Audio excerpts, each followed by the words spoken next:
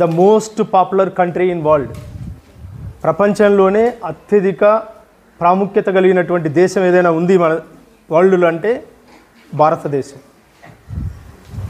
ఎందుకంటే జీడిపిలో అంటే ఎక్కువ గ్రోతింగ్ అవుతున్న వాటిల్లో చైనా, రష్యా తర్వాత నెక్స్ట్ ప్లేస్లో ఇండియా ఉంది. సంవత్సరాల్లో రాబోయే వరల్డ్ నెంబర్ 1 కాబోతుంది భారతదేశం అన్నది మనకు సర్వేలు చెప్తున్నాయి. ఇండియాలో ఉన్నటువంటి నైపుణ్యాలు ఎలా ఉన్నాయి, పిల్లల్లో విద్యాభివృద్ధి ఎలా ఉంది, పారిశ్రామికంగా అభివృద్ధి ఎలా జరుగుతుంది అంటే ప్రపంచంలో భారతదేశంలోనే ఎక్కువ శాతం యూత్ ఉంది.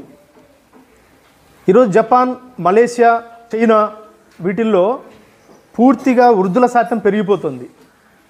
అంటే ఓల్డ్ ఏజ్ వాళ్ళు ఎక్కువైపోతున్నారు. అక్కడ యువతరం తగ్గిపోయిలో ఎక్కువగా సాంకేతికంగా అభివృద్ధి చెందినటువంటి దేశాలు ఏవైనా ఉన్నాయంటే మనం ఈ మూడే చెప్తాం. బట్ అక్కడ ఎవరు యూత్ అన్నది లేకపోవడం వల్ల ఈరోజు అవి పడిపోయే ప్రమాదం ఉంది అని చెప్పి మనకి కొన్ని గణాంకాలు వివరిస్తున్నాయి. సో ఇవన్నీ మనం ఎందుకు చెప్పుకుంటాం ఇంట్రడక్షన్గా అంటే ఇండిపెండెన్స్ మనకు రాకముందు 1707 1907లో మొఘల్ చక్రవర్తులు మన దేశానికి వచ్చిన తర్వాత ఆ తర్వాత ఏదైతే 1857 1857లో సిపాయిల తిరుగుబాటు జరిగిందో అప్పటి నుంచి ఇప్పటిదాకా భారతదేశంలో అనేక మౌలిక మార్పులు, సామాజిక మార్పులు, విప్లవాత్మకమైనటువంటి విధానాలు చోటు చేసుకున్నాయి. రాజ్యాంగబద్ధమైన ప్రణాళికలతో, నిర్దిష్టమైనటువంటి హామీలతో ప్రభుత్వాలు ఇప్పుడు మన దేశాన్ని పరిపాలిస్తున్నటువంటి ప్రభుత్వాలు ఏవైతే ఉన్నాయో అవి రాజ్యాంగబద్ధంగా నడుస్తున్నాయంటే దాని వెనక ప్రజాస్వామ్యం అన్నది ఒక బేస్ లాంటిది, అంటే ప్రాథమిక పీఠం లాంటిది. డెమోక్రసీ అన్నది చాలా బలమైనటువంటి పునాది అని అర్థం. సో ఈ ప్రజాస్వామ్యం బ్రిటిష్ వాళ్ళ గురించి ప్రసారం అని చెప్పుకుంటున్నాం, వెళ్తున్నాం.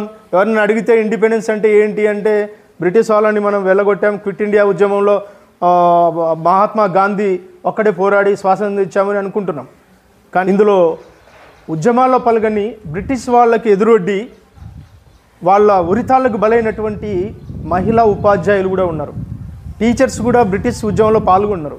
ఇయర్స్ ఓల్డ్ ఎవరైతే స్టూడెంట్స్ ఉన్నారో వాళ్ళు కూడా బ్రిటిష్ ఉద్యమానికి, బ్రిటిష్ వాళ్ళ పరిపాలనకు వ్యతిరేకంగా పోరాడుతున్నటువంటి సందర్భాలు చాలా ఉన్నాయి. వాళ్ళందరి పేర్లు చెప్తే చాలా టైం పడుతుంది.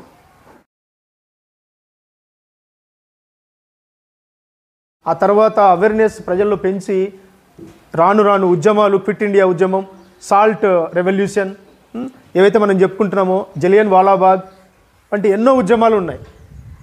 అందులో క్విట్ ఇండియా